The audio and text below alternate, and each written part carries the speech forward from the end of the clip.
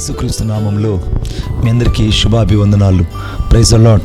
ఈరోజున వాగ్దానం నిర్గమకాండం 33:13 నీ కటాక్షం నాకు కలిగిన ఎడల దయచేసి నీ మార్గం నాకు తెలుపుమన్నాడు.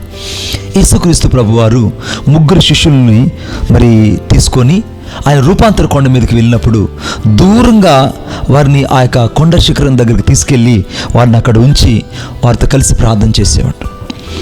యేసుక్రీస్తు ప్రభు యొక్క మహిమను వారు చూశారు. అక్కడ ఉండడం వారికి ఎంతో ప్రయోజనకరమైంది. ఎందుకంటే వారు ఎప్పుడైతే ప్రభువుతో ఒంటరిగా ఉన్నారో వారు ప్రభు యొక్క ఎదుట నిలబడిన మహిమను వారు కళ్ళెదుట చూశారు. అవును, ఈరోజు నువ్వు ఒంటరిగా ప్రయాణం చేస్తున్నావంటే ఆయన కటాక్షము నీ నా జీవితంలో ఉన్నది.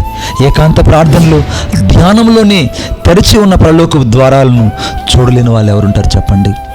ఆ పరలోకపు ద్వారాలు చూడాలంటే ప్రభుతో నువ్వు ఏకాంతమైన సేవలో ఉండాలి, ఏకాంతమైన ప్రార్థన అనుభవంలో ఉండాలి. పరలోకపు అనుభవాలన్నీ వాసనలు రుచి చూడని వారు ఎవరుంటారు? మన ప్రభు తన శిష్యులతో ఏకాంతంగా మాట్లాడడానికి రకరకాల సమయాలను, రకరకాల స్థలాలను ఆయన ఉపయోగించాడు. ఈరోజు నా దేవుడు నీతో ఏకాంతంగా మాట్లాడాలని కోరుకుంటున్నాడు. మోషేతో దేవుడు సీనాయి కొండ మీద ఏకాంతంగా మాట్లాడాడు. యెహోషువతో ఆ పర్వత శిఖరం మీద ఏకాంతంగా మాట్లాడాడు. దానియేలుతో సింహాల గుహలో ఏకాంతంగా దేవుడు మాట్లాడాడు.